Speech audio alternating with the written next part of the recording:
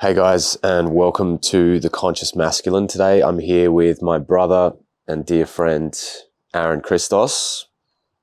We've got a retreat coming up early next year called Conscious Kings, and we thought today would be an amazing opportunity to discuss our own unique relationships with the archetype of the king, fleshing out some of these ideas and giving you guys a bit of an introduction to this concept and how we relate to it in particular. And perhaps later on we'll talk about what we can expect coming up to this retreat if you're going to participate.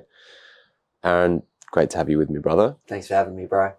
I'm curious, I guess a great place to start would be, what's your relationship with the archetype of the king, and how did that come to be such a prominent tool or concept in your own life? Sure. I think I'd probably define it as my ambition to live as a sovereign man. And even before I really knew the definition of sovereignty, there was just something within me that was like, whatever that is, I want that. And that yearning and that ambition has led me to make a lot of choices in my life that aspire to a high degree of freedom and autonomy.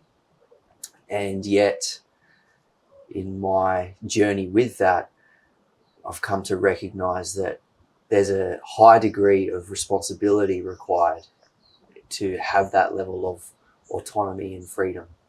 And I think I was caught up in a Peter Pan mindset of just having everything my way and having it all be free and easy. And I've definitely learnt along my journey that to truly be free, I've got to take a large amount of responsibility, and that comes with its own stresses and strains. And in exploring the king archetype, I've learnt the resources and got an idea of what I need to be able to deal with those stresses and to really take on that burden of responsibility in a meaningful way. Yeah, beautiful. I guess in my own life, I recently did a whole series of episodes on the podcast about the 4 masculine archetypes. And really the king archetype was something that I've only sort of started to resonate with later in my life, like recently, I would say. For a lot of time, I was also in this, as you described it, this Peter Pan, kind of like this need to explore the world, to be free of attachment, to have no sort of responsibility. And that led, I recognized that was a super important stage for me to go through, because I wasn't ready for commitment. I wasn't ready to take on responsibility. I didn't even know why responsibility was something that I would want. Yeah. And yet now that I am in a position where I start to have responsibilities, there are people that look to me for guidance and wisdom and insight and protection, that responsibility has actually become a blessing in many ways, because it's something that has forced me to really better myself in order to be at that level. Yeah. So when we talk about this archetype of the king, that core piece of like accepting responsibility, lifting a heavy burden, putting weight on your shoulders and letting that sort of somehow sculpt you and transform you and call forth these perhaps latent qualities or qualities that were just there in the form of a seed, to start to manifest and start to really embody those in your own life. And that's part of the journey in a certain way. Yeah, I agree. And it is a journey. And I think that in our lifetime, we actually go through, if we're conscious about it and we're willing to follow our intuitive nudges with where our heart and soul is truly guiding us, then we can go through different phases of these archetypes. And I certainly recognized in myself in, my mid-20s, after I'd stopped searching and I was ready to start to quote unquote make something of myself, I entered into a phase of embracing and activating the latent warrior energy within me, where I was ruthlessly committed to my purpose and service and working on myself very diligently. However, I was also pushing myself way beyond what was healthy and sustainable, which is a common quality of someone who's also caught in the shadow side of the warrior energy. And I could go into the whole reasons why. However, I can see that phase, and it preempted me coming into relationship with my now wife. And then that phase required me to go deeper into my lover archetype and learning to access deeper emotions and emotions that I'd cut off, that were repressed. And those repressed emotions, a lot of those were fueling that shadow side of the warrior that was making me need to prove something and push myself beyond what I was actually genuinely capable of.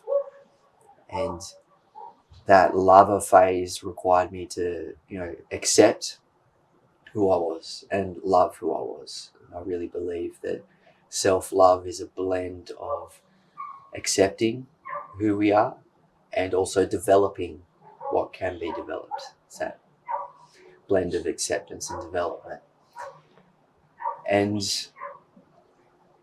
as I've gone through, that deeper lover initiation and healed some of those latent emotional childhood wounds, I've come to mature myself, and that has brought forth some of these archetypal patterns that we see the king emulate.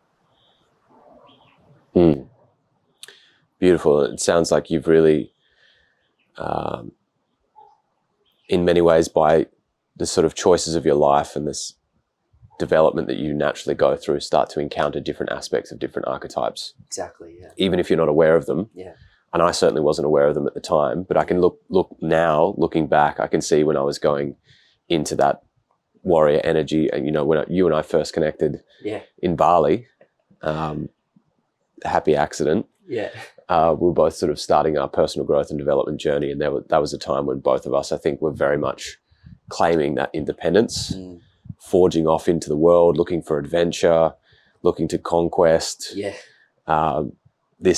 Following this sort of impulse and desire to prove ourselves. And then on the other side of that, somehow getting into relationships, starting to get called by the feminine to bring out these more lover qualities and the emotional awareness and intelligence, the deeper aspects of healing in order to be a safe place for the woman in your life. Yeah. So I think that's characteristic of the journey for a lot of men going through those stages, even if we're not conscious of it. Mm-hmm.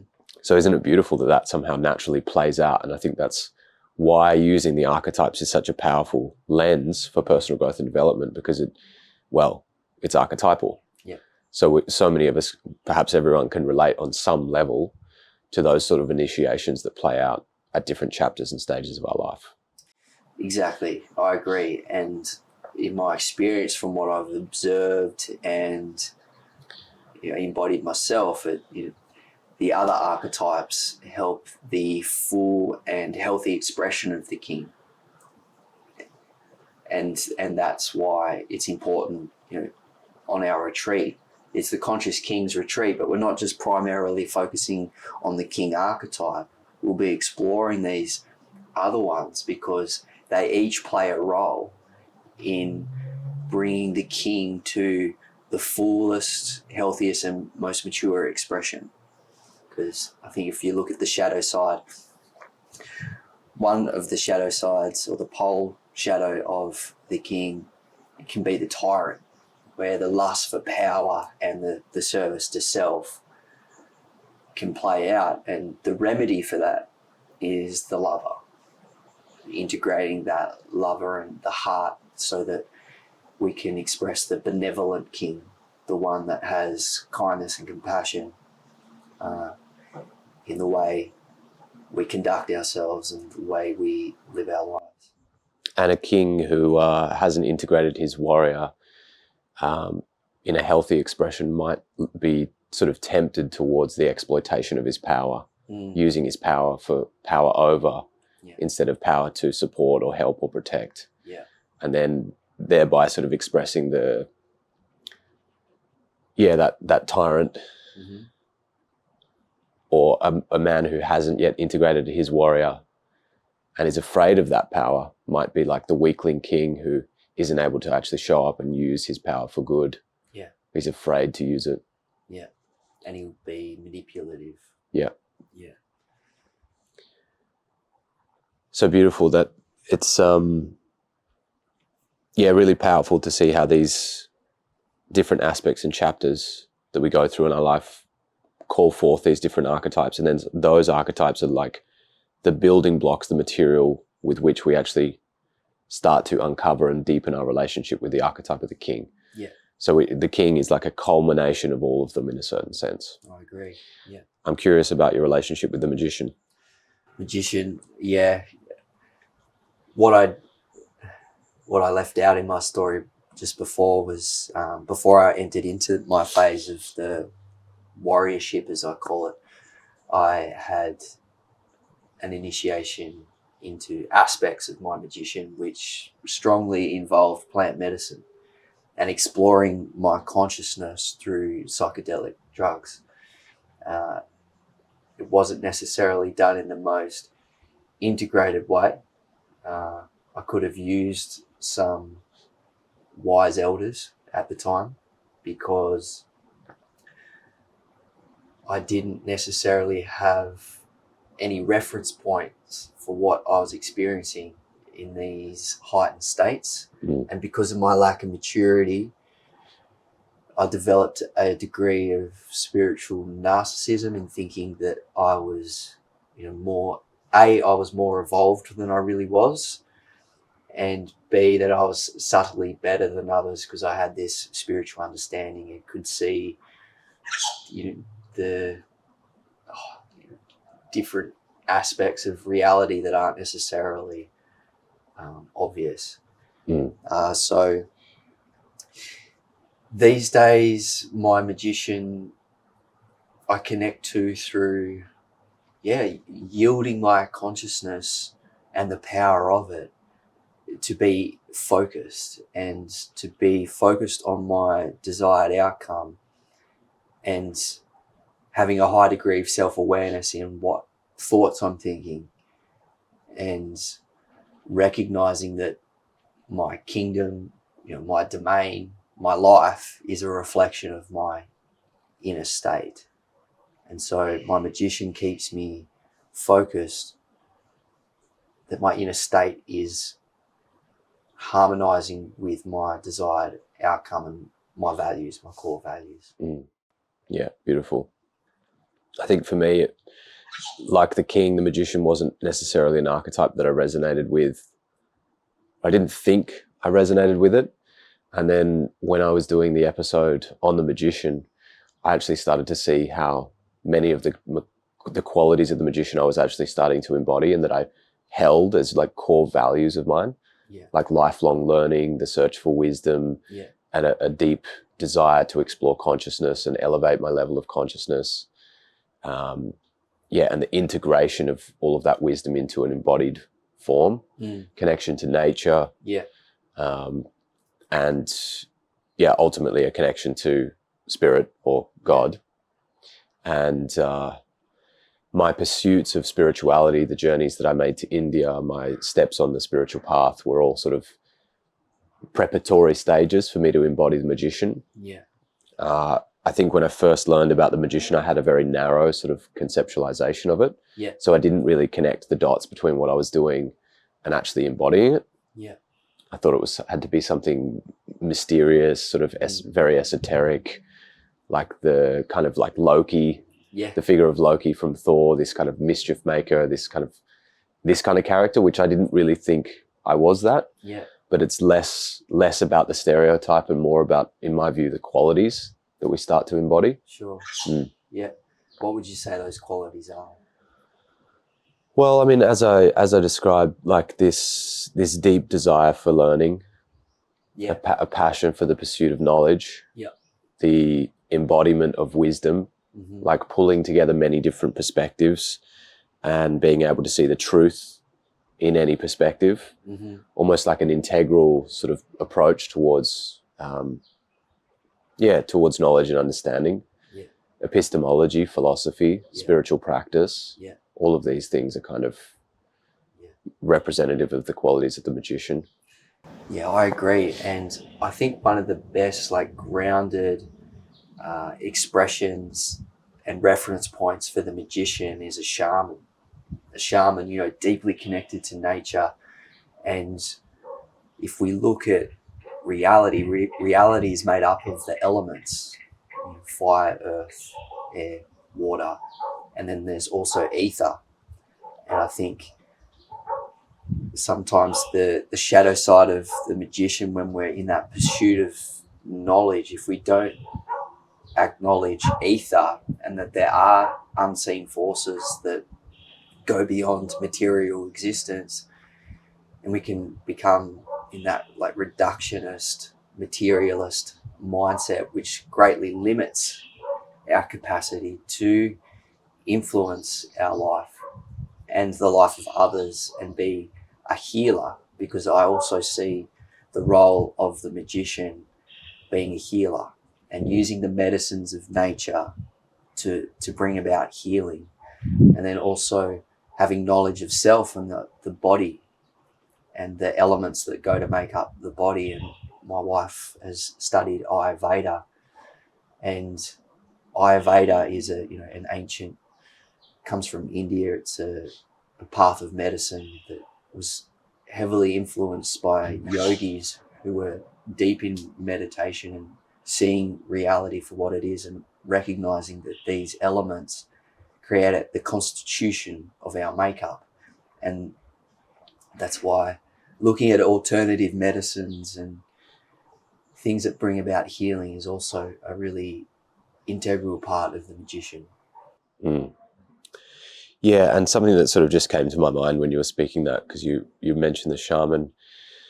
I think, at least in my own sort of experience, there's certain sort of like stereotypical representations of the magician, the warrior, the lover, which certain men might not really resonate with. Yeah, sure.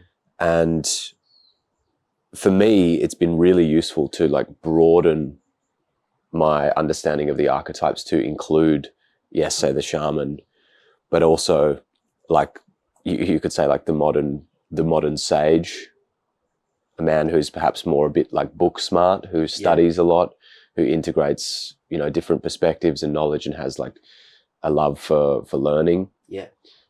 It also has the nature component where you can, if you have a deep sort of connection, reverence for nature. And you mentioned healing as well.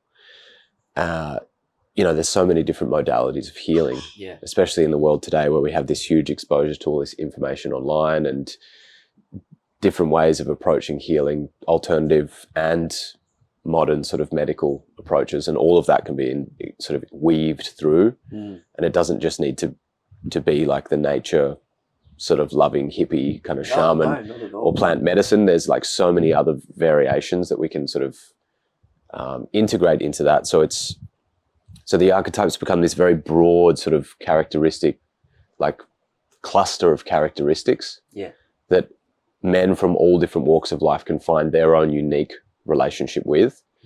And I guess that's been really useful for me is to see the archetypes as something that I'm building a relationship with, that I'm like developing my qualities to express it in my unique kind of way. Yeah. Brilliant. And yeah, so I think as we look back, we can see that we have this element of the warrior's courage, his discipline, that fierce kind of commitment and sense of drive and purpose towards it, developing personal power, achieving his goals, making various forms of conquest and overcoming his limitations. Yeah. The lover is integrating his emotional side. He's healing himself on the emotional level. He's learning to show up with his partner in his life as a healthy kind of integrated man who's passionate, loving, heart open, but also fiercely devotional, very intimate, able to have a deep relationship with his sexual energy and learn how to express that in healthy ways.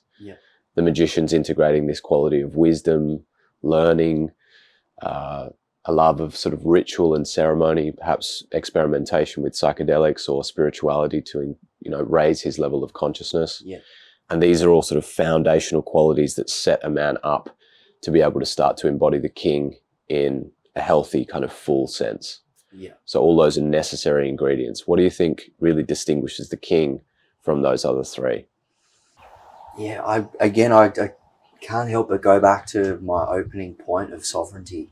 And if we look at times gone by and when people were externalizing their power, nations would have kings, sovereign nations would have kings, someone playing that role of the king energy. And sovereignty is an ability to take care of oneself and those within the dominion from a place of harmony.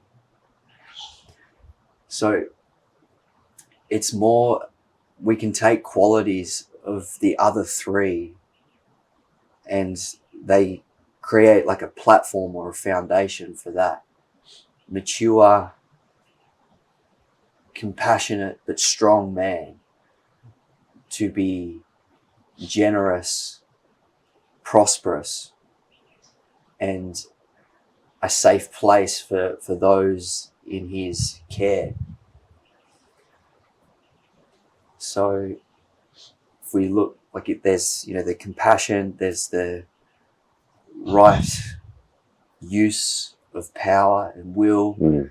I think there's also a truth in plain sight where the king wears a crown, and that it would relate to, the crown chakra being open and connected to the divine, and that the king is receiving his guidance and his will is connected to the divine will and not serving the lower egoic will. So in that way, he's becoming a vessel for the divine, and that he's serving a higher power. Yeah, beautiful. Now, as you're speaking that, something that comes to my mind is the fact that this sort of concept of the king is something we hear a lot thrown around, especially on social media. People are always, it can almost be like a cliche, like a kind of bro science cliche of like, or like an Andrew Tate sort of. Yeah, like that's kind of like the modern day king energy. And for me, that indicates like a very sort of shallow conception of what the king actually is and what it actually means to embody the energy of the king. So I'm curious what your thoughts are on that. Well, I'd say like a lot of what people project as a king to be is because they're also still heavily based in materialism. And that's reflected in the king just being someone who's materially abundant, or has got the flashy boat, the flashy house, lots of money, the trophy wife. Yet that would, depending on how he's conducting himself, I'm not saying that's not the king. I'm saying that can be a part of it, but there's so much more to it. And again, it's like we can draw from the other archetypes to give an idea of what a really mature and healthy king is.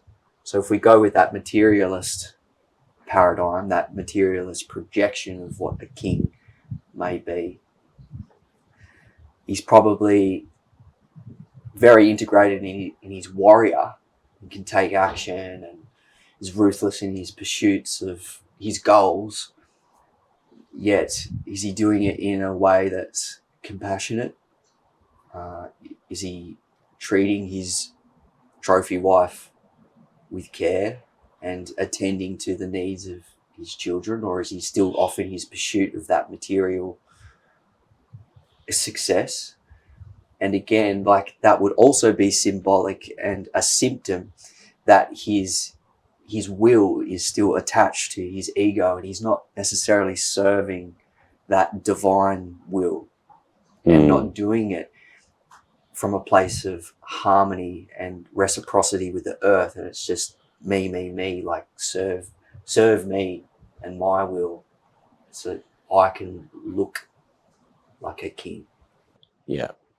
Would you agree? Yeah, definitely. It almost, I mean, in that example, it almost strikes me as like a lack of integration of certain aspects of the shadows of the other archetypes, a desire to have power over, perhaps, a lack of, from the warrior, or a lack of healing and integration of the childhood wounds from the lover. Perhaps a misuse of the power that he wants to, it becomes almost like a narcissistic kind of like fascination, ego infatuation with the idea of this concept of being a king. Almost like the lust for power somehow, which is, characteristics of the shadows of the king. So it's almost like king energy, but still with flavors of shadow somehow weaved through it, not necessarily pure. I actually think Andrew Tate's a great example of that, of someone who emulates certain qualities of king energy, but there's also so much shadow still there. But because he's got the material aspect of the king energy, he receives a lot of attention for that, but it's not necessarily benevolent king energy. He could be using his resources to create, let's tap into that magician, to create healing for others, or to serve a greater purpose than just his own gratification. Yeah, it almost becomes like the cult of Andrew Tate. Yeah. And it's about his personality, his ego, instead of for something greater than him. Yeah. It's almost lacking the aspect of, it's not, and I think that speaks to one of the key attributes that the integrated king really embodies, which is that it's not about him. Yeah. He's taking this position of leadership. He lifts this heavy burden of responsibility. He offers protection and provision to those who he considers a part of his kingdom.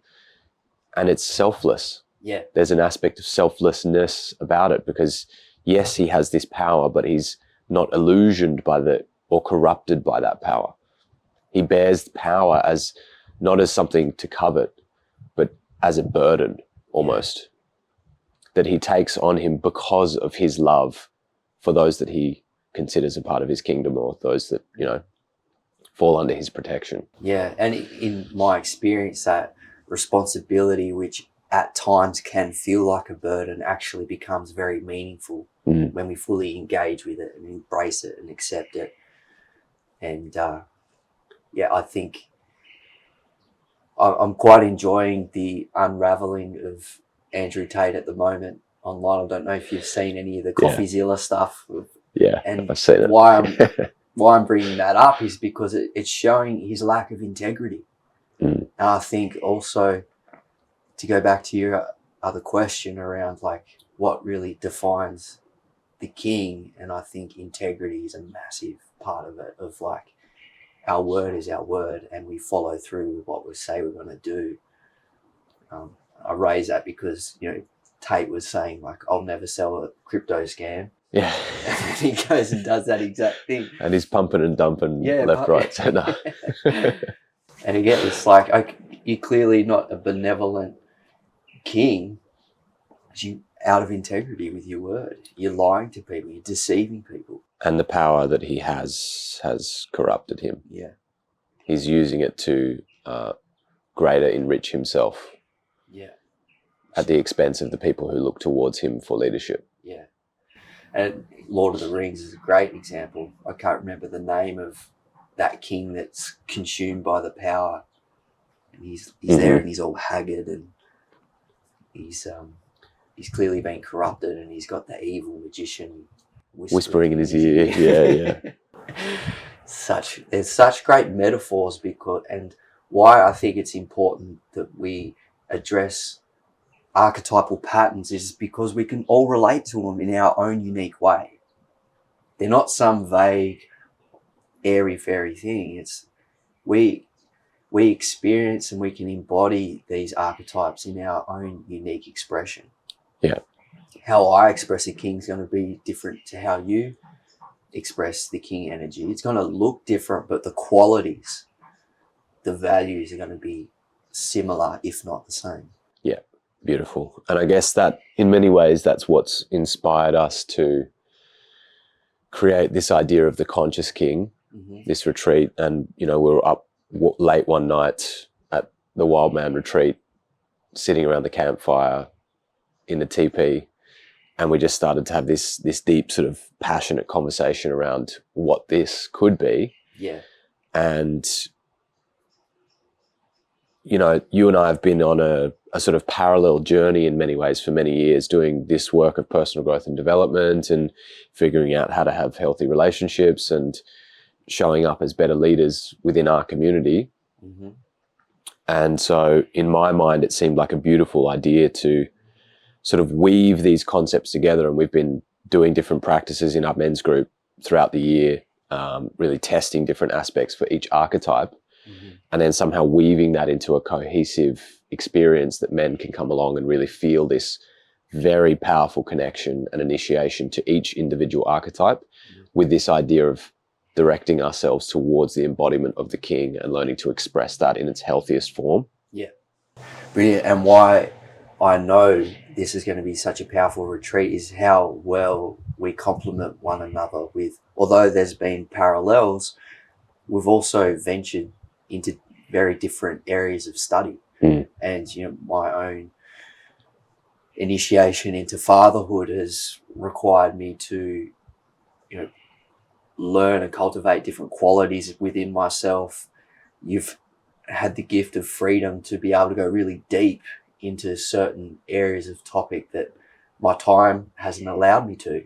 Yet I've got so much different experience from, what fatherhood has shown me. So I just know that we're bringing such rich material from our own study and our own embodiment. And it's not just what we've studied, it's what we live through.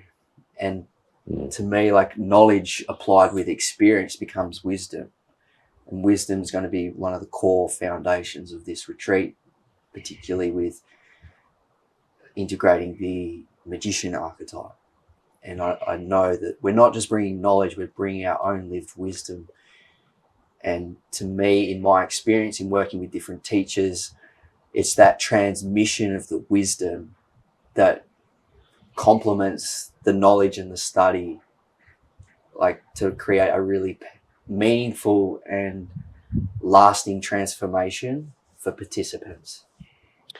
Yeah, beautiful. And I guess when we sort of were coming up with the ideas for this retreat, we were sort of really emphasizing the need for like a deep embodied experience of each archetype, so men could feel sort of profoundly challenged in their integration of the warrior, to be tested to their limit, to be pushed to develop that both external strength and also this deep inner well of strength that we can call upon in moments that we need it.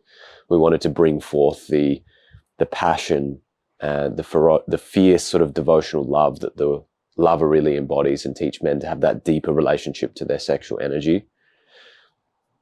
The magician, and I'm really excited for what you're going to be bringing forth with this. And we've had some experiments inside the men's group of creating this magical sort of synchronicity, somehow this emergent wisdom that comes from the group. That I think surprised all of us in many different moments. It was like guys were walking away from that meeting being like, what just happened? in there. So there's this element of magic that's going to emerge from the experiences that men will have on this retreat. And then at the end, we're going to have this sort of crowning experience of really stepping in, claiming that leadership, so men can feel like this is not just some nebulous concept or dry theory. It's actually something they've really lived, felt, and have a deep relationship with by the end of the retreat. So they actually emerge from these 4 days with like a claiming of their right and their position and their role as a king in their own life, whatever that looks like for them. Yeah, and the confidence to take claim and ownership over their lives and not be at the whim of external powers. When I talk about sovereignty, it's like we're not so much at the effect of the chaos going on around us, and we can have structure and order, within and without, so that we can deal with the chaos of the feminine, whether that be our partners, our children, our business, because that's part of what we've got to contend with.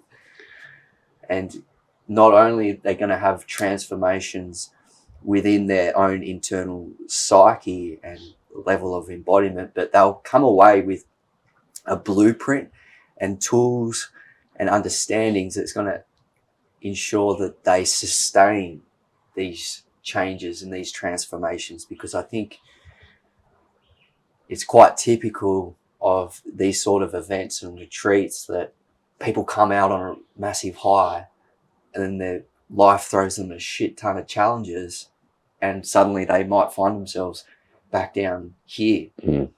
And I've experienced this. I've seen it time and time again. I've been in other men's groups where this wasn't held, this idea that we need community, we need support, and we need understanding, tools and resources to be able to sustain it once we leave. And that's part of my integrity, and my embodiment is to ensure that men are supported post-retreat as well. Mm. We're creating a container for that. Yeah. And in many ways, it's important to sort of emphasize just once more that the embodiment of any of the archetypes is a journey. Mm. It's a path. And so we're looking to facilitate a road that men can walk down to develop that path and to take step after step after step, not just once, but not just once for a peak experience in a retreat, but as a model to follow for years, perhaps for the rest of their lives. Yeah, exactly. And an idea of which archetype or which area of their life needs refining or integrating more to give rise to that full expression of the king. So it might be that they recognize that their warrior has lacked boundaries and isn't able to assert will. And so they can come away from that with a clear understanding and a roadmap. We can share what has worked for us in integrating that warrior. It might be that they recognize that their lover has maybe been too excessive and too indulgent in the pleasure and needing too much. And we've got roadmaps and an idea and resources to be able to integrate that lover as well. Like, it doesn't matter what polarity the archetype's on, whether it's too excessive or not activated enough, we can support that. Yeah. Beautiful. And we've got an amazing, beautiful retreat location. Yeah. The retreat's going to be next February, end of February next year, for 4 days here in Tasmania. So if you're in striking distance of Tasmania in February next year, we'd love to invite you to come and join us. 4 spaces are already filled up. So we've got 6, maybe a few more if you're lucky, spaces left. So if it resonates with you and you want to join us for Conscious Kings next year, we'd love to have you along with us. Absolutely. Mate, it's been a pleasure. Yeah. I love this kind of conversation. This is my bread and butter, my elixir of life. Yeah. It's I could talk about it all day long, and I know you and I are just constantly vibing on these topics, and every week inside our men's group we're pulling apart different themes and going deeper and deeper and deeper, and I really see yeah, this work that we're doing, it's building. Yeah. And, you know, just given how much success we've had and how beautifully things are evolving here just in the short space of time that we've been working together, I think is really indicative of the depth and the quality of what we're offering, as well as the synergy that you and I have when we're working together. Absolutely. So I'm super excited for more. Absolutely. And I can't wait to see where it's going. Yeah. Yeah. It's only going to expand. Yeah. Thanks, All right, brother. Cheers, man. Cheers.